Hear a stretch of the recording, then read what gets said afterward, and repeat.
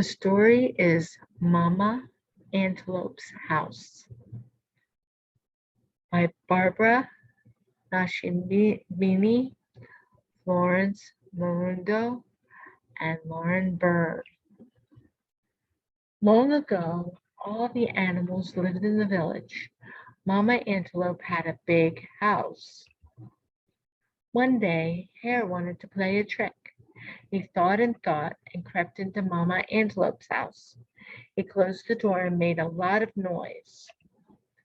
Mama Antelope came home. "Who's in my house?" she cried. "Hyena, please help. Someone's in my house." "Knock, knock, knock. Open the door," howled Hyena. But the door didn't open. Crash, snap. Hyena called Giraffe. "Open the door," shouted Giraffe. Bang, smash. But the door did not open. Giraffe called Zebra. "Open the door," yelled Zebra. But the door did not open. Bash, boom. The zebra called Elephant. He was big and strong. "Open the door," commanded Elephant. But the door did not open. Boom, boom, boom. Mama Antelope was sad, and all the animals were sad. Who was in Mama Antelope's house? The birds sang, the butterflies flapped, the bees buzzed. "Open the door," they all cried. Baby Antelope came home. "Who's in our house?" "Please open the door," she asked sweetly. The door opened. It was Hare. Hare was smiling. He loved tricks. Hooray, hooray! Mama Antelope and Baby Antelope were happy. All the animals were happy, and Mama Antelope's house was open at last.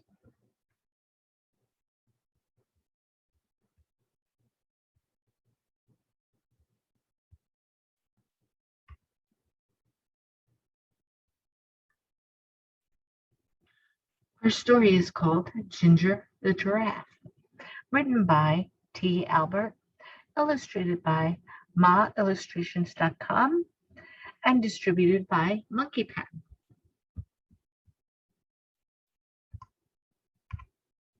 Once upon a time, there was a giraffe named Ginger. Ginger lived in Kenya, a country in Africa. Like all giraffes, Ginger had a long neck and long legs. Because she was so tall, she was able to eat food from the very tops of the trees in the savannah. The savannah in Africa is an area with lots of grass and some trees. And sometimes a savanna is called the grasslands. The other animals, like zebras and antelopes, could not reach where Ginger could reach.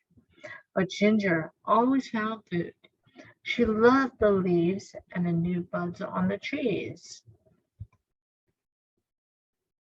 One day, Ginger was busy eating her favorite leaves along with some other giraffes. It was a bright and sunny day, and there was not a cloud in the sky. It had not rained for a long time, so the grass was very dry. She heard a noise down at the bottom of her extra long legs. It was her friend Mickey the monkey. Mickey was trying to say something, but Ginger couldn't understand. "What are you saying?" He looked very tired. "What's wrong?" asked Ginger. Ginger was a very kind giraffe and wanted to help everybody. Just then, Mickey fell over. Oh no. Ginger was a smart giraffe. She knew what was wrong. Mickey couldn't find anything to eat, and he was very hungry. Ginger nibbled some fresh, tender leaves and buds from the top of the tree where she was eating. She dropped some of the leaves and buds to the ground near where Mickey was. Then she nudged him a little with a hoof at the bottom of one of her very long legs. "Wake up, Mickey. I found something for you to eat." Slowly, Mickey sat up and ate a little.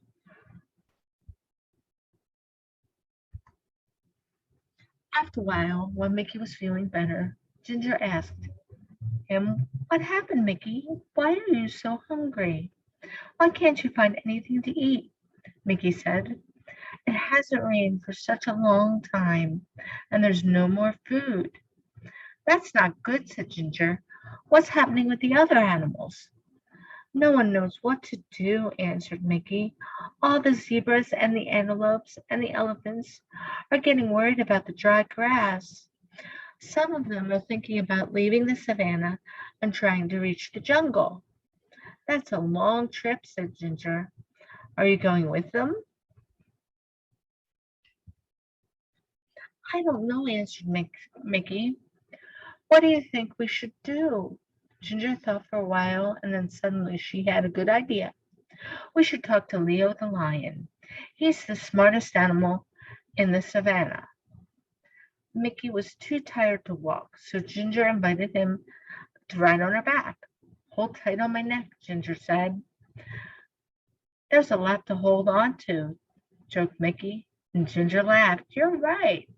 I've got the longest neck in Africa."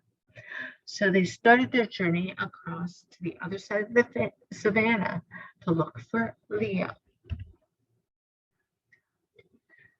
Ginger and Mickey weren't in luck.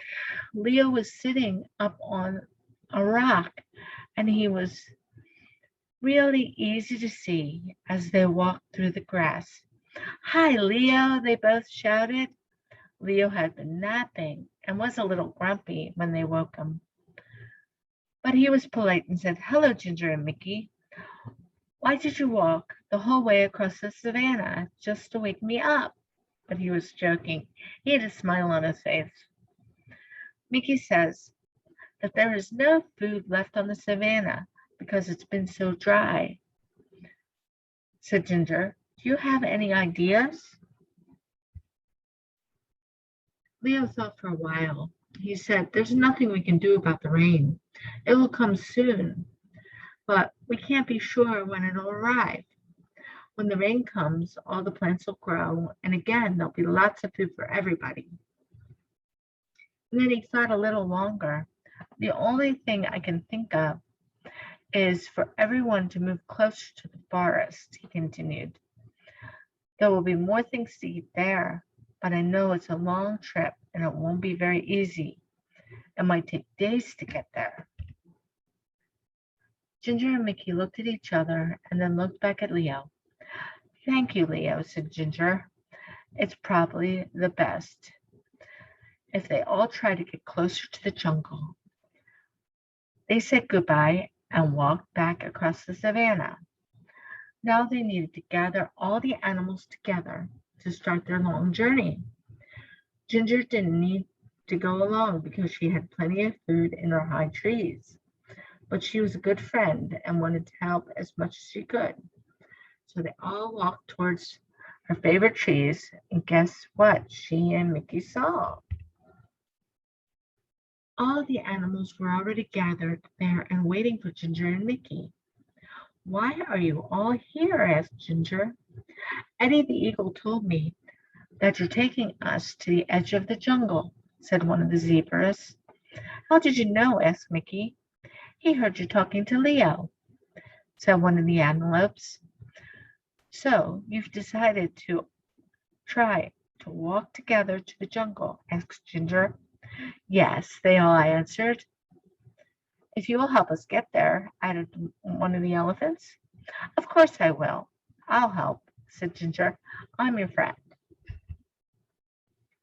So they started on their big journey across the savannah to the jungle. The sun was so hot, and there was no food, no place to get a drink of water.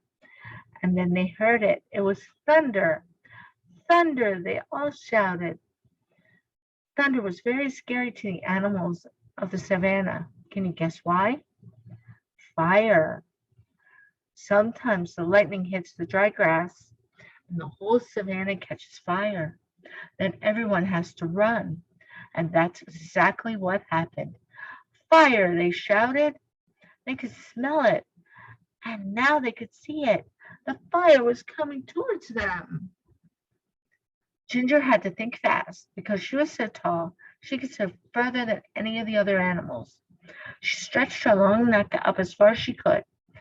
Now she could see a place where there was no fire. Quick, she said, everyone run this way. All the animals followed her and ran as fast as they could, and soon they were out of danger. They stopped and gathered together one more time. Is everyone here? Ginger asked. She wanted to make sure they were all safe. All the animals looked around and they were all there. And the most wonderful thing happened. I felt a drop, said the zebra. Me too, said the antelope. It was rain, finally. Everyone was happy. It started to rain a little more and then a little more. The rain put out the fire, so they didn't have to run. And the rain filled their watering holes and made their plants grow again. So they didn't have to make that long trip to the edge of the jungle.